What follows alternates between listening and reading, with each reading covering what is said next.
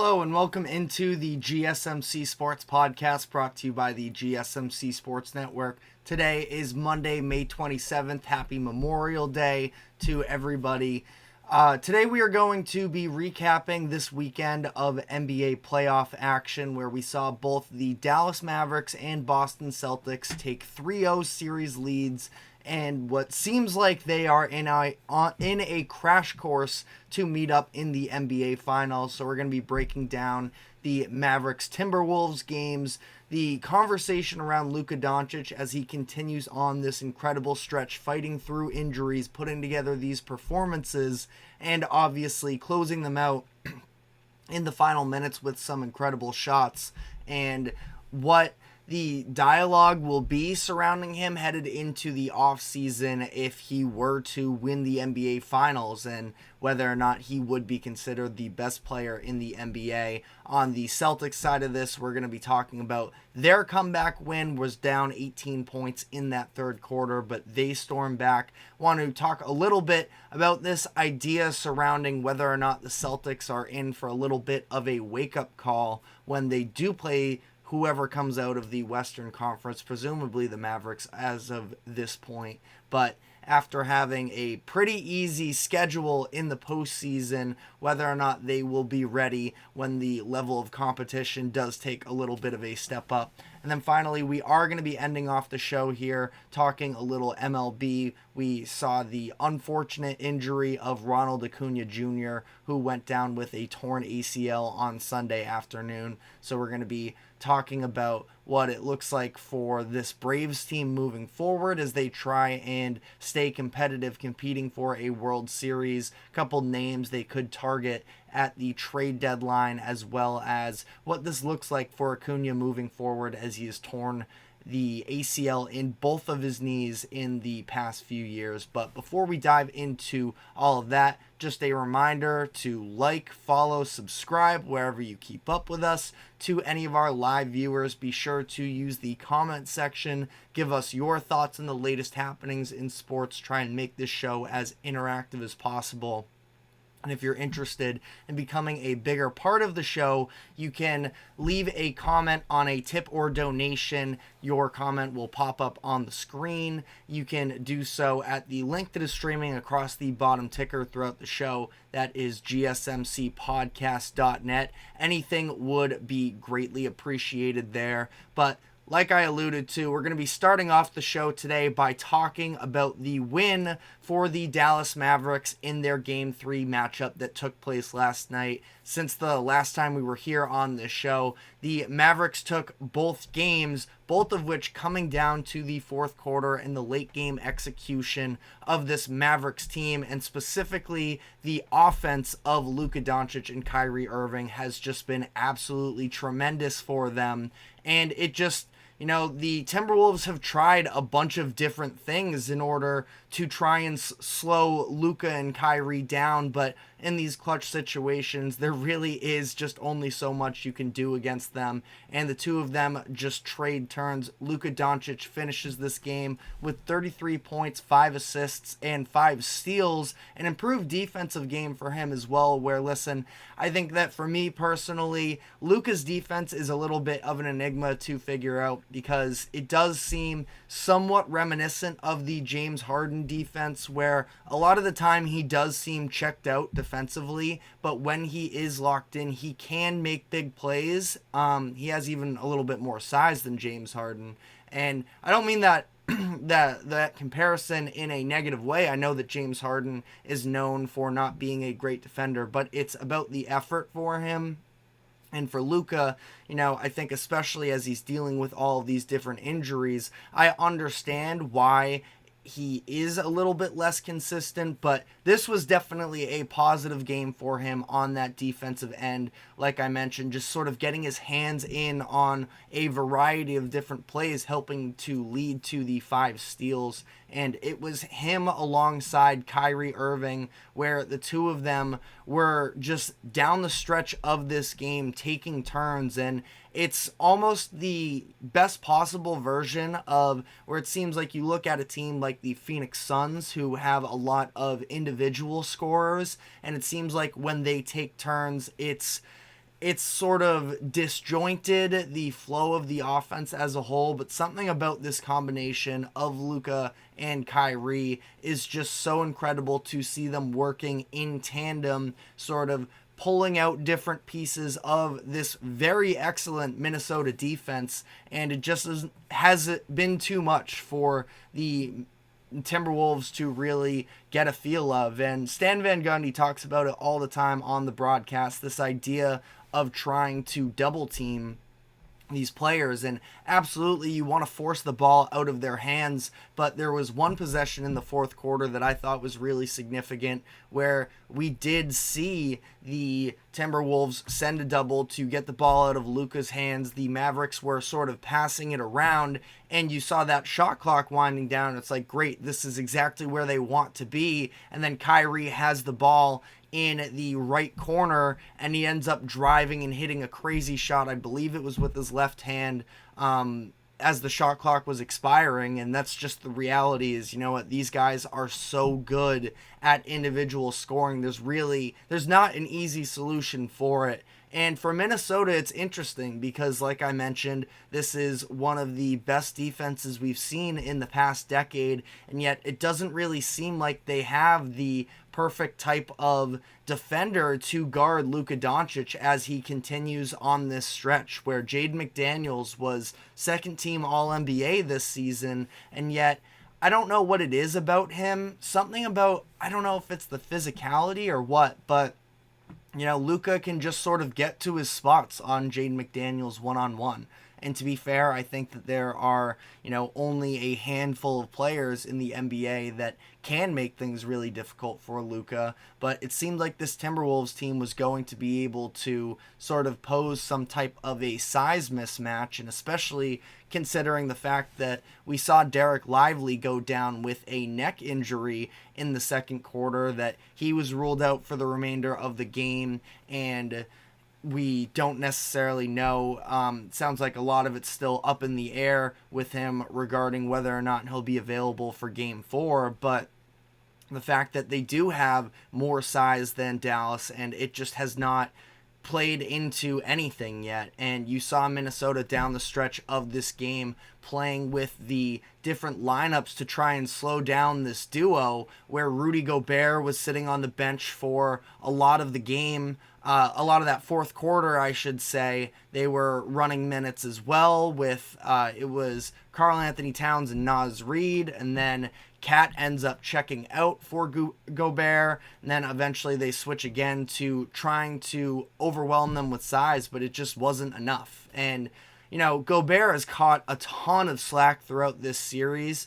The reality is, you know, especially when you have the Luka game winner, if you didn't see Game 2, it was Luka in isolation with Rudy Gobert. He ends up hitting the three over him that, you know, a lot of people obviously have strong feelings on Rudy Gobert. Our host of the basketball podcast, Nelson Jimenez, earlier today, he talked about his dislike for Rudy Gobert, talked about how he started COVID. I don't know if I would go that far necessarily, but, you know, Gobert has been somebody who's been extremely polarizing. I mean, just ask Draymond Green, who has taken, you know, this personal agenda of trying to sort of slander Rudy Gobert while he's on the TNT set through this final series. But, you know, I think that ultimately, like I mentioned, there just isn't really an answer for either Kyrie or Luka. Now, this has been a very disappointing series for Minnesota as a whole. Anthony Edwards, Karl Anthony Towns just have not been good enough. And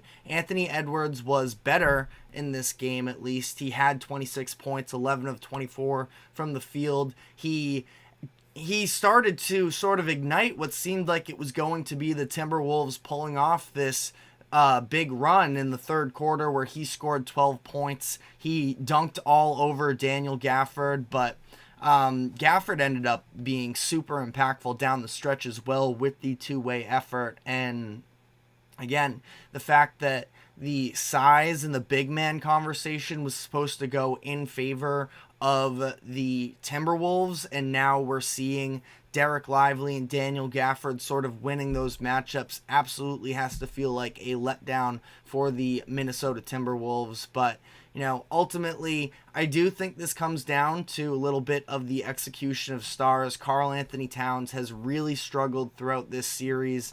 And, he had the quotes post-game where said can't help but laugh a little bit. He's putting up, said something along the lines of, 1,500 shots a day or something like that. We understand that, Karl Anthony Towns is one of the most talented bigs in the league, but there have always been questions with him. And especially when you see him in these games trying to sort of drive and attack closeouts when the three-point shot isn't falling for him. He's shooting just under 14% on 7 attempts per game. So that's been horrendous for them. And then when he's trying to attack these drives, he's really struggling there as well. So only shooting 28% from the field in general. He just has to be better. And as for Anthony Edwards, the Timberwolves tried to make some adjustments coming into this game where Anthony Edwards was guarding Kyrie Irving for the first couple of games. They saw how much of a physical toll it was taking on Ant trying to be the primary defender on somebody like Kyrie. So they end up putting Mike Conley on him. Conley gets into foul trouble, which does also sort of help hurt the fluidity of the Timberwolves offense. And, ultimately, I think that when you look at this big picture, it's just a conversation about who are the players that are postseason ready and are the best closers in the game. Because more times than not, you're going to get close matchups. I feel like the NBA playoffs, by the way, on a quick aside, has been so much better in terms of actually having some of these competitive games this year, where it seems like in years past we've had just tons of blowouts sort of stacking up, but we're getting a lot more competitive games, at least in my eyes, this time around, and that goes in favor of the Dallas Mavericks, where this duo of Luka and Kyrie is just incredible. And there's a reason why they were the number one offensive rating team in clutch situations during the regular season. In 32 clutch situations, they had a 127.1 offensive rating. Meanwhile, the Timberwolves were in the bottom third of the league, where they were 22nd. And we've seen their numbers actually in terms of that specific offensive rating number. We have seen that go up for the Timberwolves in the postseason because they did a really good job in some of those Nuggets games. But at the same time, you're going up against the Mavericks, and they are sort of the clutch kings, and you have Luka and Kyrie that are this sort of a, dominant 1-2 combo in terms of scoring, that it's just been really tough for Minnesota. And you know what? The reality is they're still a young team, and they are going to be back in the near future. That being said, I am curious whether or not we're going to see this exact same iteration. Anthony Edwards is going to be eligible for the Supermax this offseason after making an All-NBA team this year. What they choose to do with Karl Anthony Towns, I do think, is the biggest question around that. But their season isn't over just yet, so I want to sort of hold off those conversations for now. But let me know what your thoughts were on this game and this series moving forward as the Mavericks hold a 3-0 series lead. But we are going to be taking our first break of the show, and when we come back on the other side, I want to discuss Luka Doncic and the run that he is currently on and whether or not a championship would put him at the top of the league in terms of who is the best player in the NBA in that conversation. So again, going to be taking our quick break here.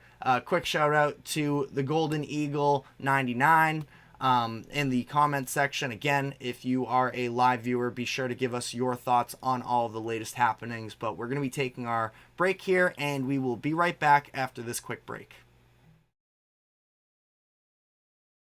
I feel like I'm losing my mind. Is everybody in the world blind? Please, Lord, give me a sign, a sign. I feel like I'm losing my mind. Is everybody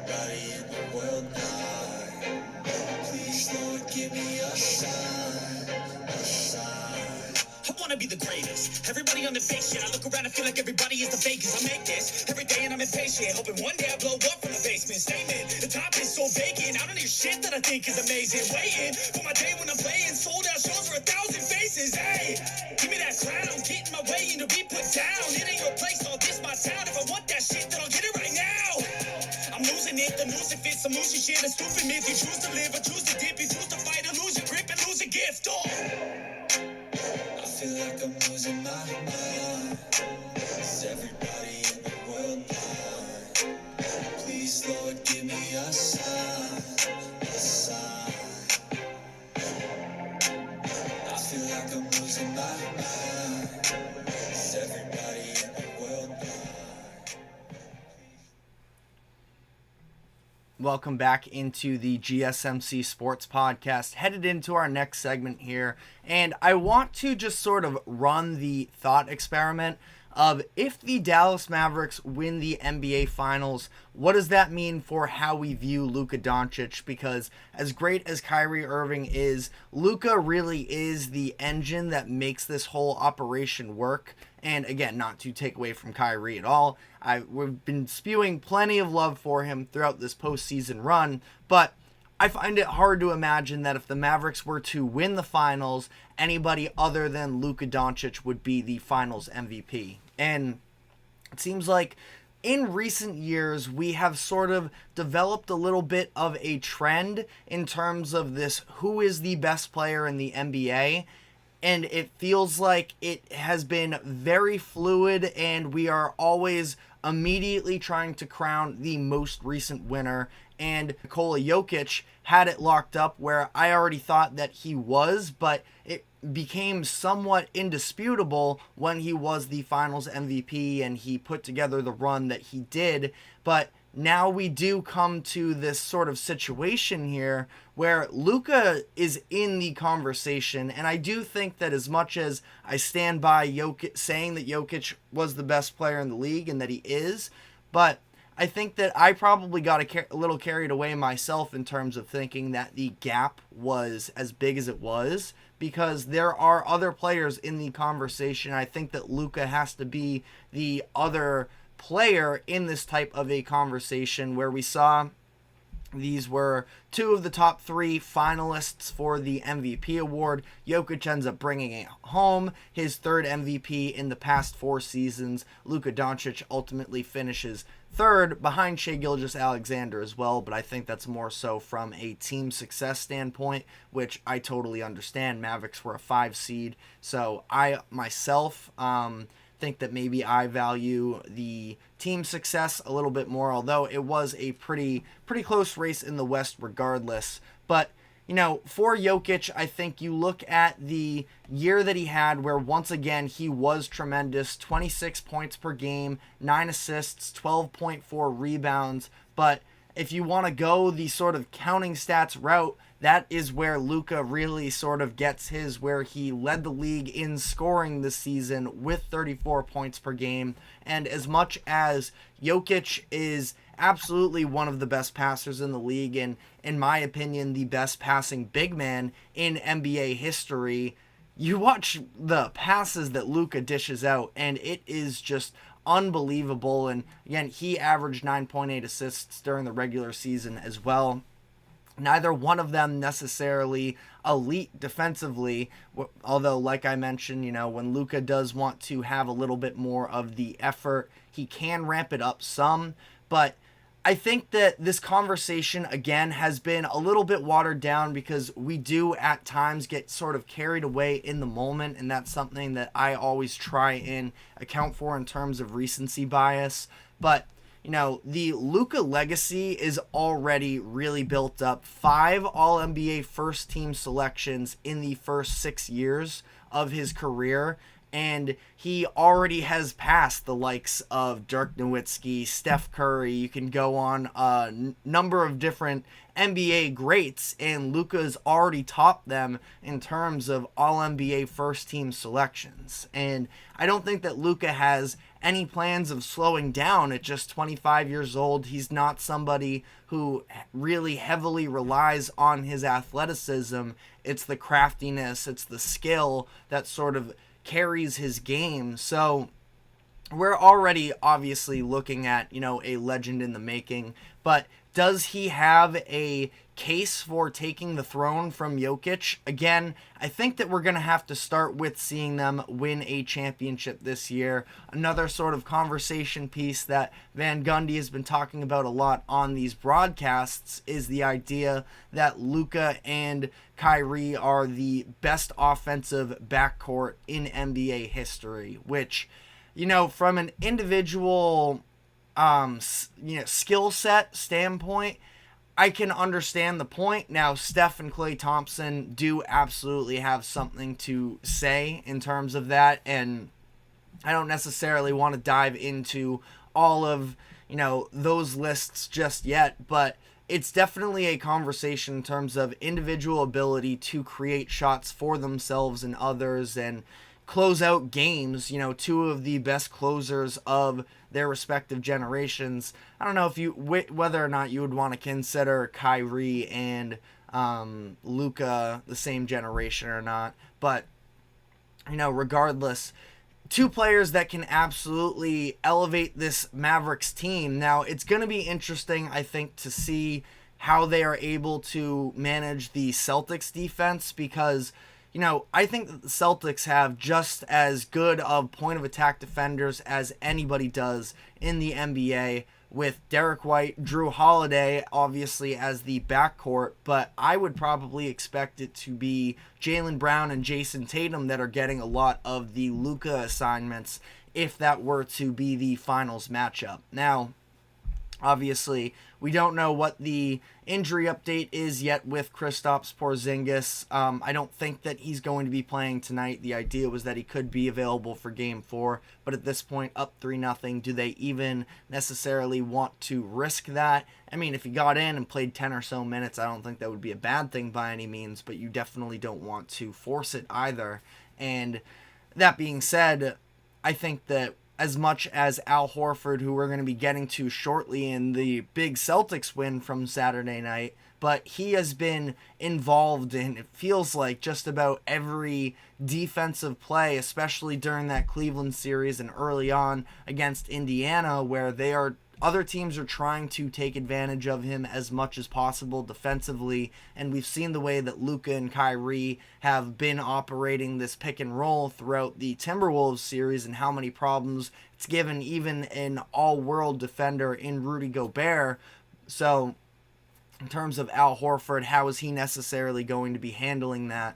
But again, just sort of to wrap up this conversation around Luka in particular, again, I think that it's probably going to take, another year or so of Luka maintaining this. I know that, again, he's been great since the minute that he stepped on into the NBA, but in terms of the idea of his game being able to be a championship applicable style of play, which has been a question of the past in sort of the isolation and extremely high usage rates. I mentioned the comparison in the first segment to James Harden. I think that you can definitely make the similarities between the two players in terms of how they choose to operate in offense, but including, I feel like we throw the term maturity around a lot on this podcast, and there is definitely a more team-centric focus that we've seen from Luka over the course of this postseason, being able to understand that he has somebody else that he trusts in Kyrie Irving. I still struggle to say he is completely mature because the arguing with the refs is still absolutely a very prominent thing with him, and it drives me a little bit crazy just watching it. But at the same time, there is no denying the talent level with Luka whatsoever, and he is going to be in that conversation of being the best player in the world headed into next season. Now, I'm not willing to take the crown away from Jokic just yet. Like I mentioned, won 3 of the last 4 MVP awards and has also won a finals in the past 2 years. And obviously it goes beyond, just sort of those individual accolades. If you actually watch the games and see the way that Jokic impacts everything, I still stand by it. But one key difference, I feel like, is the fact that Luka is a guard. He has a three-point shot to his game, so being able to be a primary ball handler like that, and again, it's not that Jokic can't be a ball handler, but that archetype of being a, hands-on perimeter player does lead to more successful crunch time offense, I think, and that's where we're seeing Luka really define himself in this postseason, is coming up when the moments call for it, and he's been incredible there. But let me know how you all feel in the comments section. Again, this is completely subjective, but absolutely it's going to be one of the biggest storylines headed into the NBA Finals. If he can steal this crown, the whole, face of the league idea, it is kind of ironic. Now, this isn't my own original thought. I saw it on Twitter at some point, but the fact that we, as an NBA media, sort of seemed like we were... I myself wasn't really a part of it quite as intensely as others, but the media was trying to crown Anthony Edwards as, this up-and-coming next face of the league, everything like that. And we are likely going to see a Luka Doncic versus Jason Tatum NBA Finals, where these have been the two up-and-comers for years. And I know that, the newest thing is always the hottest thing, but they are both extremely reliable. So we're going to be diving into Jason Tatum and his postseason performance on the other side of the break, because I think he played one of his best games of his career in the Game 3 comeback against the Indiana Pacers. So stick with us. We are going to be right back after this quick break, and we will dive into that Game 3 matchup. Looking for your daily fix of sports talk without having to pay for it? GSMC Sports Network is available on YouTube. Just search GSMC Sports Network. Get your fix of daily sports talk shows on YouTube, absolutely free. NFL, college football, NBA, MLB, MMA, UFC, fantasy football, and so much more. GSMC Sports Network has shows running all day long, with new sports shows starting every 2 hours. Just like on your favorite cable sports channel, except GSMC Sports Network is absolutely free. Just search GSMC Sports Network on YouTube to catch one of your new favorite shows, like the GSMC College Football Podcast, Chip Shot Football Podcast, Hoops and Heels Women's Sports Podcast, GSMC Basketball Podcast, and so many more. Check it out for yourself. GSMC Sports Network, now available on YouTube absolutely free. Search GSMC Sports Network on YouTube right now. Welcome back into the GSMC Sports Podcast. We're now going to be talking about the Game 3 win for the Boston Celtics against the Indiana Pacers, where we saw them come back from an 18-point deficit in the second half to win 114-111. Now, there are absolutely a couple different ways you can sort of spin a game like this. A lot of people are choosing to say, well, how are the Celtics down 18 to the Pacers in the first place? No Tyrese Halliburton. So there are things you can be concerned about. I thought that the defensive intensity wasn't necessarily there through the first three quarters. Now, as Jaylen Brown put it, in a post-game interview, he said they had some players that turned into, quote, effing Michael Jordan. And the level of, difficulty on some of the shots that were made, Pascal Siakam, Miles Turner, TJ McCollum, Andrew Nembhard,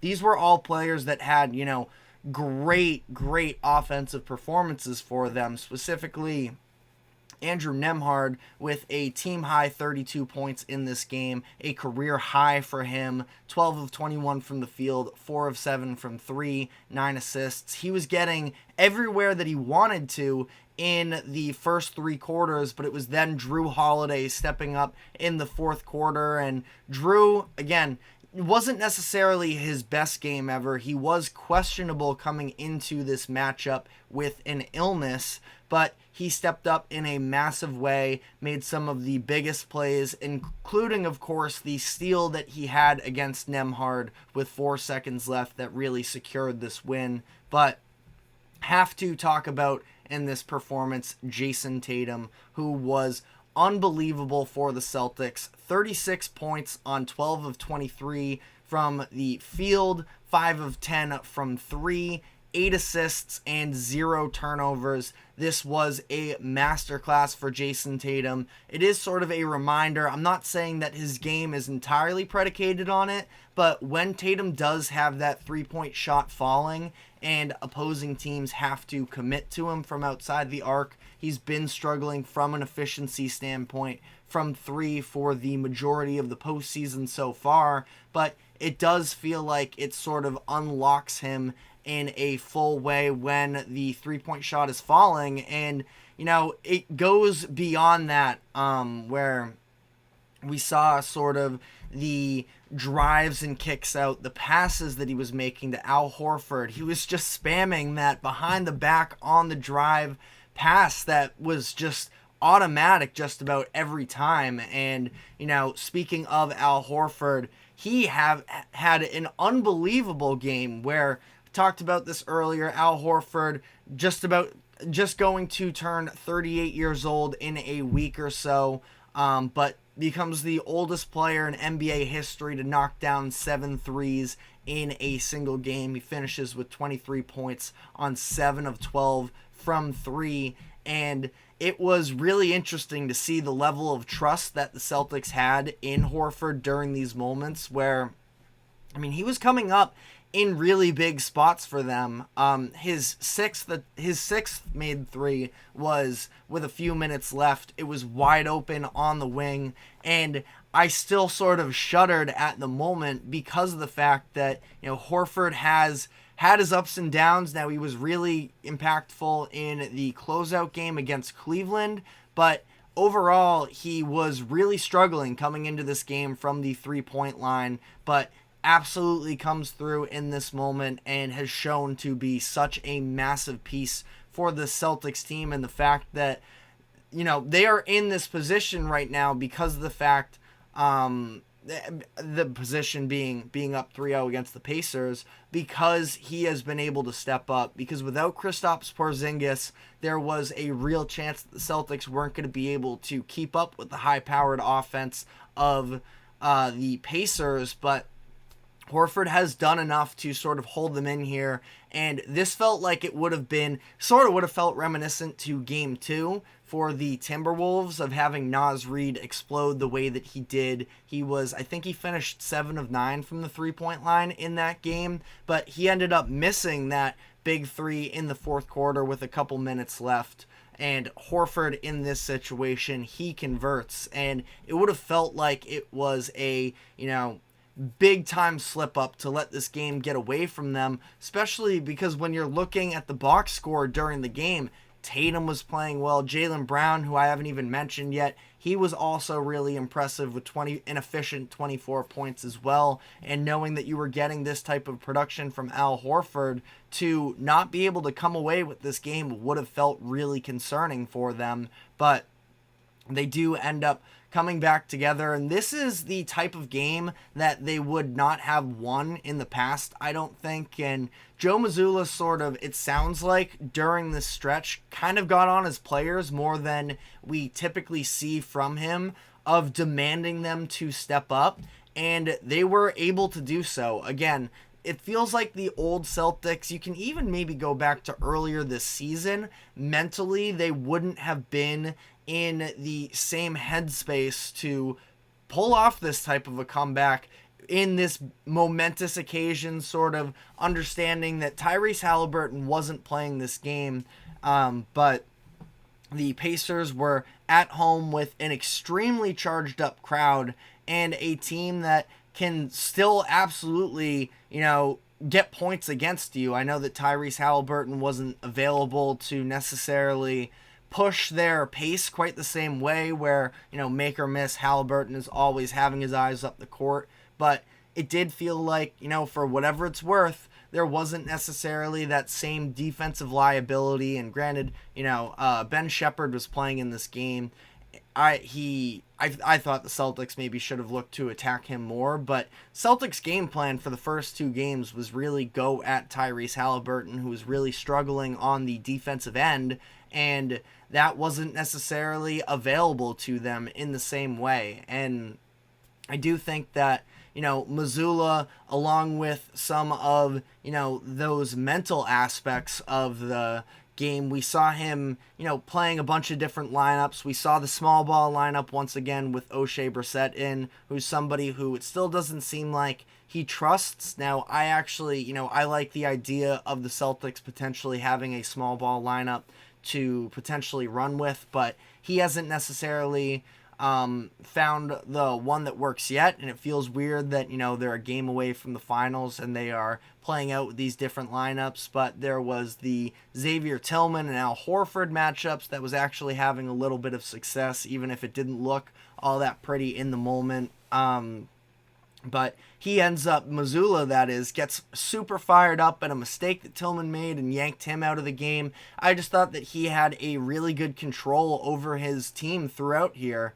And, I understand there are still questions with Joe Mazzulla, the head coach, but he has shown tons of growth over the course of this year. And, at this time last season, the Celtics were down 0-3 to a worse team.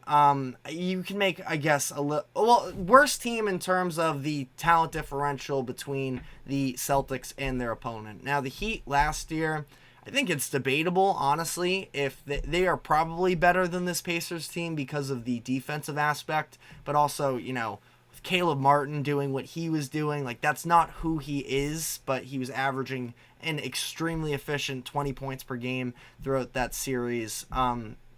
But it felt like, there were those third quarter stretches last year in that Eastern Conference Finals where the Celtics were just getting, rolled up on, and they sort of then in turn rolled over. And Mazzulla seems like he is at a place from a personal standpoint where he has elevated the level of this team to another level. And, I think it's interesting. Stephen A. Smith he's doubled down on it multiple times. The take that he has that if the Celtics were to have Ime Udoka as their head coach, they would have already been NBA champions.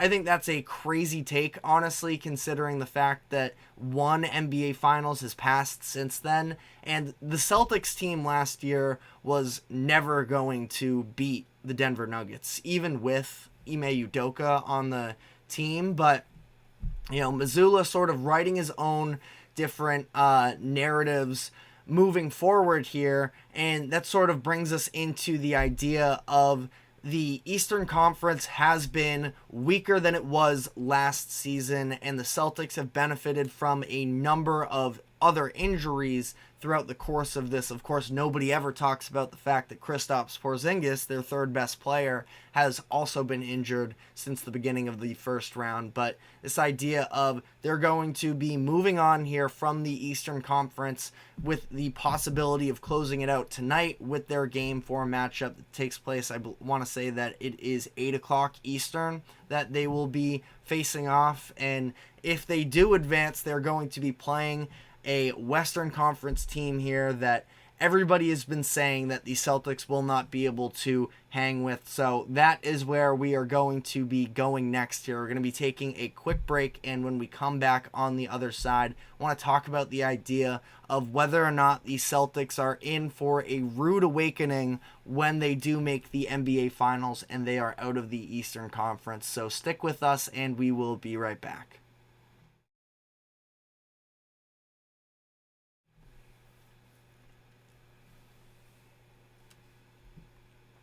For the best and latest podcasts available anywhere, go to the podcast app on your cell phone and type in GSMC to access free content-rich podcasts on health and wellness, book reviews, sports, entertainment, relationships, social media, movies, technology, finance, and even weird news. Subscribe and download the GSMC Podcast Network's family of shows, available everywhere podcasts are found.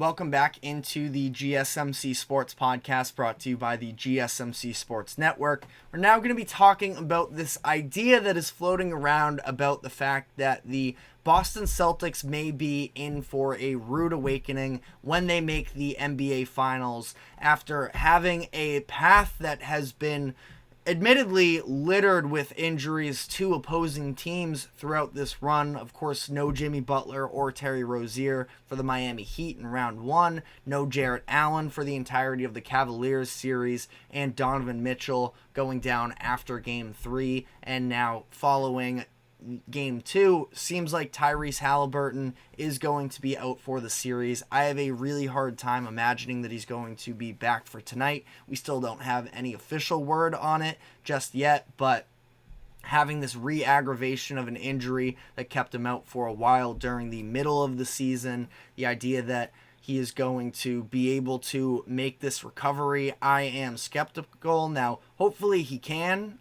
for, his own sake, but I don't necessarily feel great about that just yet, which, these are all very significant injuries to be piling up in favor of the Boston Celtics. And like I just said, seems like the Celtics are the only team that doesn't get to benefit from the sort of injury excuse, because Kristaps Porzingis is absolutely a very valuable piece of their roster, and they have been without him. And it's been pretty clear through the past couple rounds that they really don't have depth at that center position. Al Horford has been, he's had the hustle plays throughout his time here, but he's been getting left wide open in the majority of these games. If you are sort of looking at the box score of game 3, and you can even go back to game 5 as well of the Cavaliers series, of why is Al Horford attempting 12 3-point shots? It's because every single one of them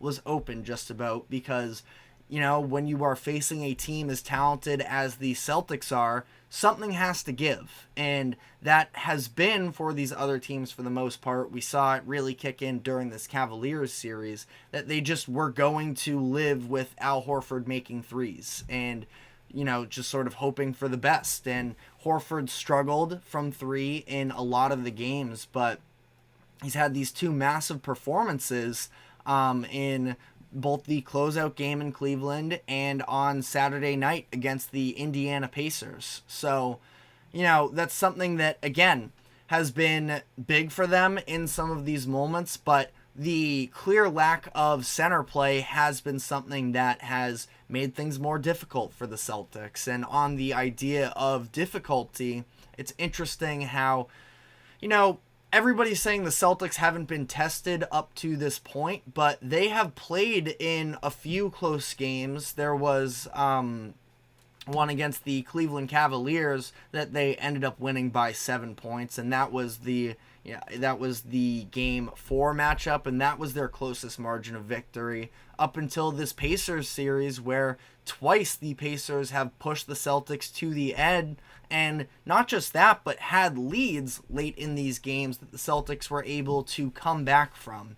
And like I mentioned before, I don't think those comeback wins are ones that the Celtics pick up in, previous years. I think that they have sort of evolved as, the lack of stagnancy. And again, even during the regular season, this was an issue. So if we do get to a point where some of these, crunch time possessions take place and it seems like the Celtics offense sort of tightens up, I wouldn't be surprised necessarily, but it's looked really good in these past couple games. And, even when you go back to game 1 and Jason Tatum misses that wide open 3 from the top of the key, it was a wide open look that was generated off of making different passes. And, I just think that the ball movement has been much improved for them, that is something that you have to feel good about. But at the same time, the idea is that they haven't played. So I think that those are challenges. Those are tests to be able to win those types of games, where the idea is, the Celtics, no team in NBA history, really, for the most part, is going to fully dominate every single game throughout a playoff run.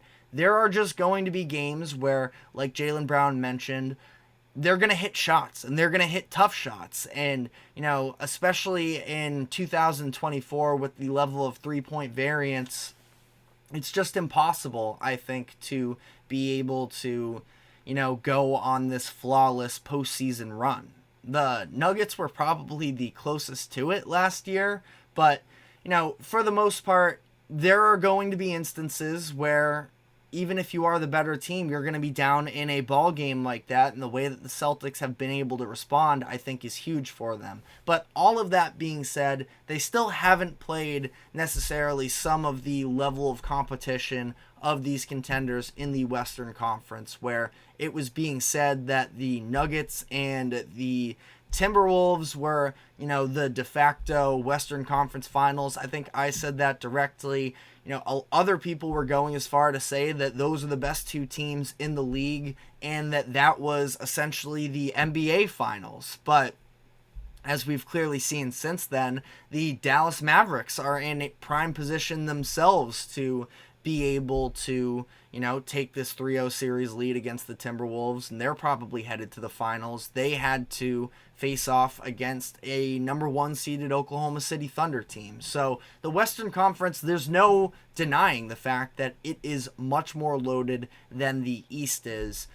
And there probably aren't all too many things that the Celtics can necessarily take in terms of their success in these past few series as what can they apply to when they play against the Dallas Mavericks, because frankly there's nobody even close that they've played except for Donovan Mitchell, who did play in those first 3 games, in terms of the level of shot creation though that is similar to Kyrie Irving and Luka Doncic. And I will say this, there is an idea that the Celtics are only in this position because of the injuries to other teams. I don't, subscribe to that mindset. The Celtics were going to win every single one of those series in my eyes anyways. And, it's unfortunate for the players, but it's almost slightly unfortunate for the Celtics as well that, again, not that they care about narratives necessarily, but that they weren't able to sort of take down these teams at their bests for the sake of approval for fans, which ultimately, like I mentioned, at the end of the day, they do not care about whatsoever. But, I still think that when you look back to last year's playoff run for the Celtics, even though they were far and away the more talented teams than the Atlanta Hawks in the first round and the 76ers in the second round, they still messed around in those series and gave games away. The Hawks pushed them to 6, which was ridiculous because that should have never been the case. The 76ers were better than the Hawks were, but it should not have taken 7 games, and the fact that the Celtics had to come back down from a 3-2 series deficit to pull that one off. So Celtics look miles better than they did last year in the playoffs, and like I mentioned, doing so without, you can debate, honestly, who is the third best player on the Celtics, but one of their key starters in Kristaps Porzingis. And like we saw from Saturday night, the bench production for the Celtics is not super reliable, where Peyton Pritchard has been the one who has given them the most. He only scored 2 points on Saturday, but even still, once this gets to a series against the Mavericks, presumably, I don't know how much he's going to be able to play, because I think that Kyrie Irving and or Luka Doncic are going to go at him repeatedly, which is something that we saw in last year's playoffs when Jimmy Butler just time after time hunted Peyton Pritchard. So he's a little bit of a question mark. Sam Hauser has turned into a massive negative for them, and he's somebody who was reliable for them, and his defense is fine. He's not a negative on defense, but he provides absolutely nothing on offense if he is not hitting threes, and he's getting some of these open looks, but he can't convert whatsoever. So, he's shooting. I'm actually surprised to see that his numbers right now are 35% from 3 during the postseason, because he has looked terrible throughout his recent games. And again, I like Hauser, but I don't know if he's really going to be able to get minutes. So, all of this, you can continue down the list. I think that Al Horford and, you can throw Peyton Pritchard in there. They probably have a 7-man rotation when it comes to this final series. And it does feel like the Mavericks have some more tools that they can kind of throw out there. Jaden Hardy, who I was definitely not expecting to be getting postseason minutes, but he's actually been a solid option for them. Tim Hardaway Jr., we saw him get hot for a quarter. I want to say it was the beginning of the Oklahoma City series, maybe game 2, that he had that big third quarter. Dante Exum, again, just sort of random guys that they can throw in there and can potentially get hot for them, provide a lot of energy. I don't think the Celtics are all that deep. So in terms of, is this a wake-up call for the Celtics? It's going to be their hardest opponent, absolutely. But I don't think it's going to be this, punch in the mouth type of, situation where the Celtics are going to be so unprepared for the Mavericks because of the fact that they've had to play some of these other teams that haven't been at 100%. I think it's going to be a great series. Again, this is all presuming that this does actually take place. The Celtics have a chance to close out the Pacers tonight. The Mavericks have a chance to close them out tomorrow night.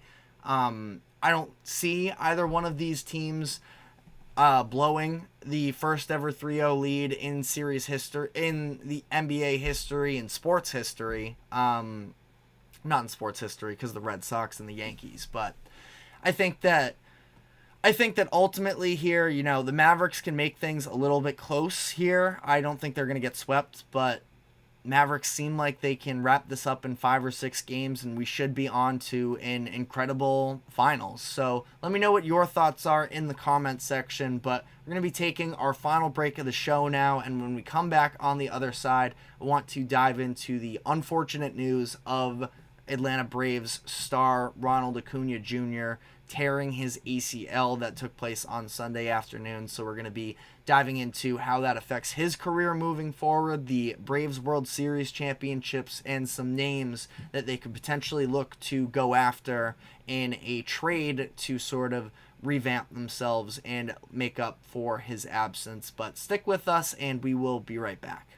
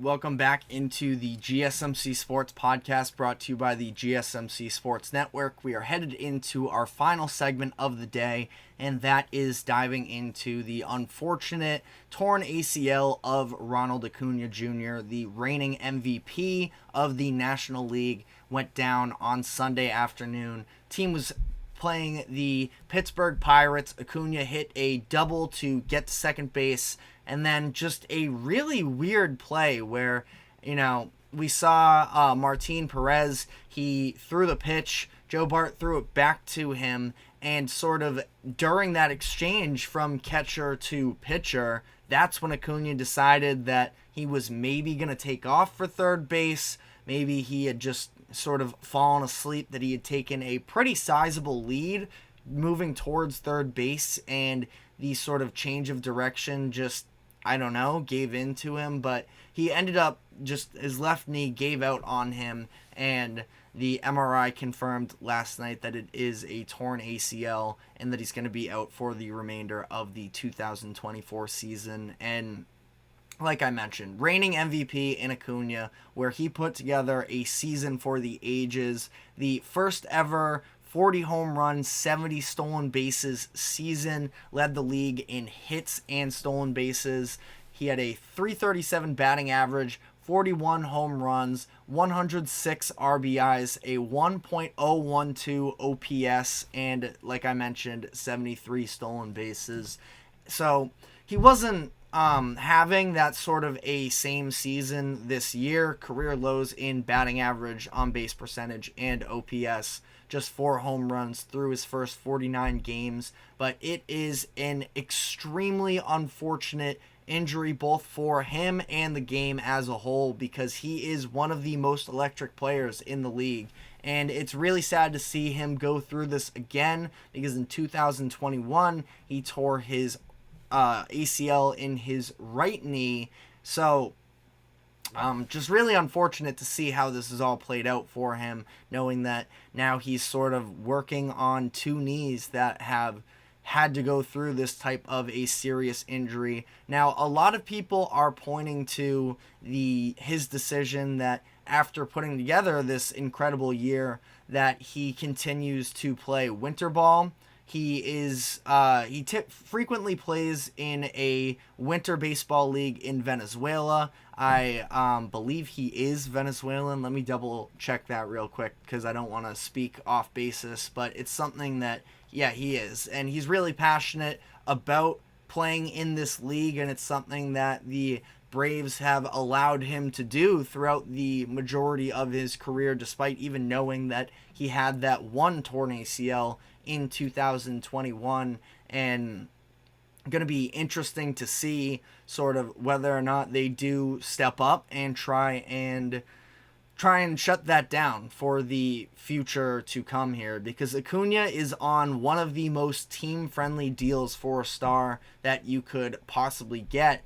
The Braves have been tremendous at going out ahead of time, making sure they lock down these players, and as they continue to develop and as the market continues to rise, that Acuna is on this, cheap deal for his level of production. And maybe for that reason, it seems like, and Acuna knows, obviously, as the MVP, that he is ultimately underpaid and that he might have jumped the gun a little bit on signing this contract extension with Atlanta.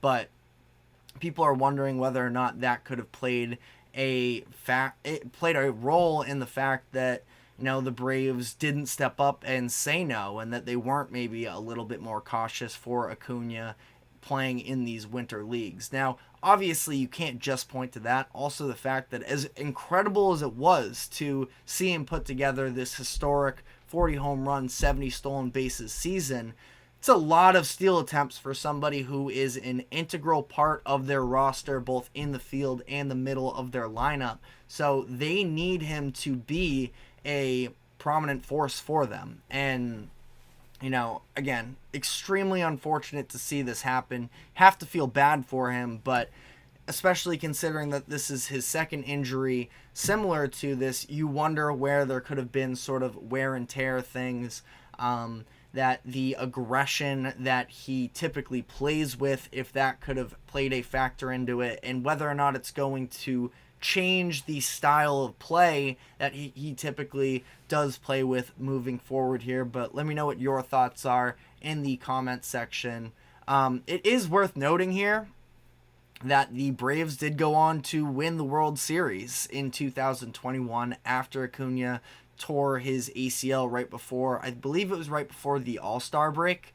And, the Braves are not, they're not the same team, obviously, roster-wise there, but they have expectations since winning that. They were one of the historic best offenses the MLB has ever seen last year, and it's going to be really tough to bounce back from not just this Acuna injury, but also the fact that Spencer Strider, who was one of the favorites for the NL Cy Young Award, he went down after the first week or so of the season earlier this year. So gonna have to continue to sort of overcome these injuries. Now, the fact that Chris Sale he was just named, I believe, the NL Pitcher of the Month. So the year that he's having is tremendous for them and is definitely helping to replace some of that production from Strider. But this is another spot where they are going to have to go out and sort of find somebody to take on that role that Acuna holds for them. And not that exact same role, because you can't just find a star off the streets like that, but at least sort of mimic some of the production that he was giving. And that's going to need to be the case, because as things stand right now, Adam Duvall is their only reserve outfielder. So, and we've seen he's been better in his career as a little bit more of a platoon guy. So not a bad option if they have to lean on him more, but you're going to need to go out and get some additional depth. So have a list of a few names that could at least be looked into there. The first of which is Tommy Pham, currently on the White Sox. This is somebody who the White Sox went out and signed pretty much, it seemed like, for the idea of eventually moving him when the trade deadline comes around. The White Sox are having a horrific season right now.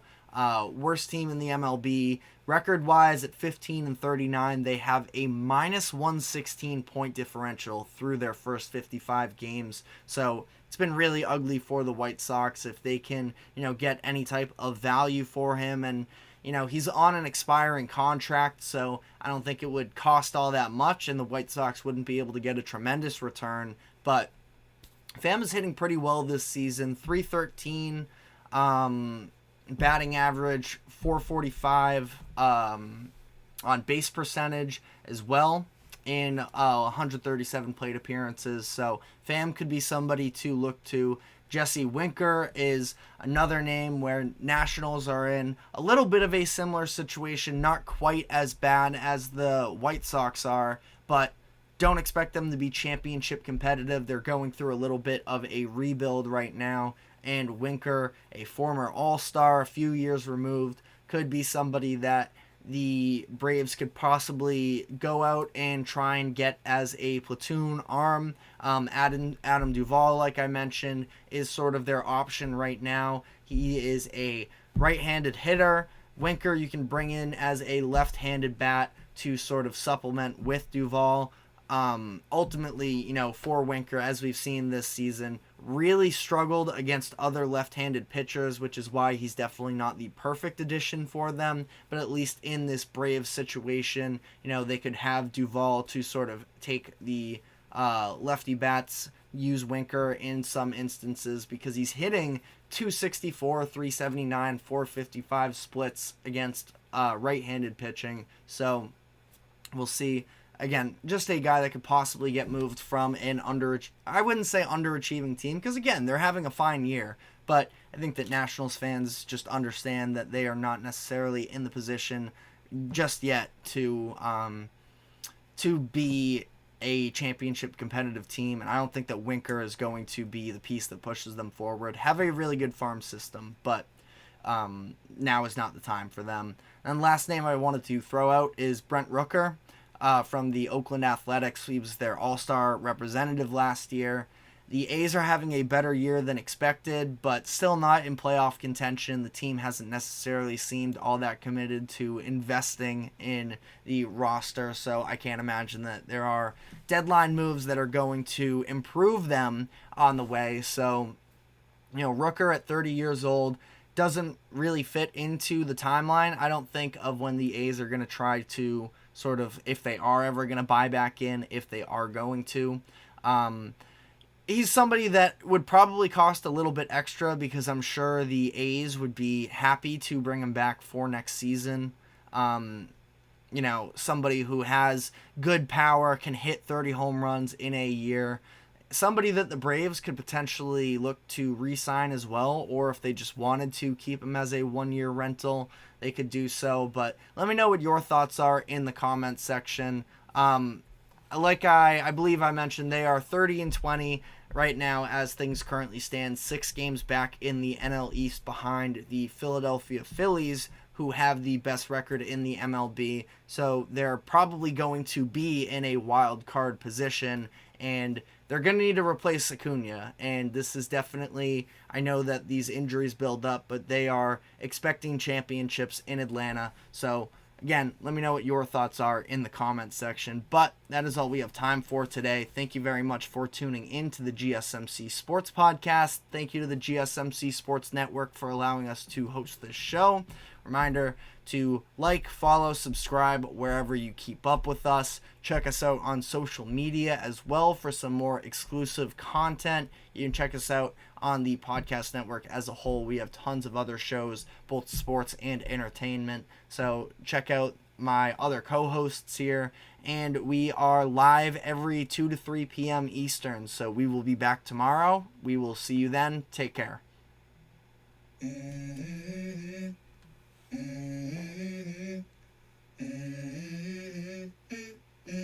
Let's go. I wake up to a little bit of drool on my pillow, feel like it's gonna be a bad day. Yeah, I'm tired of shit, and the coffee ain't hit yet, damn, ain't that great.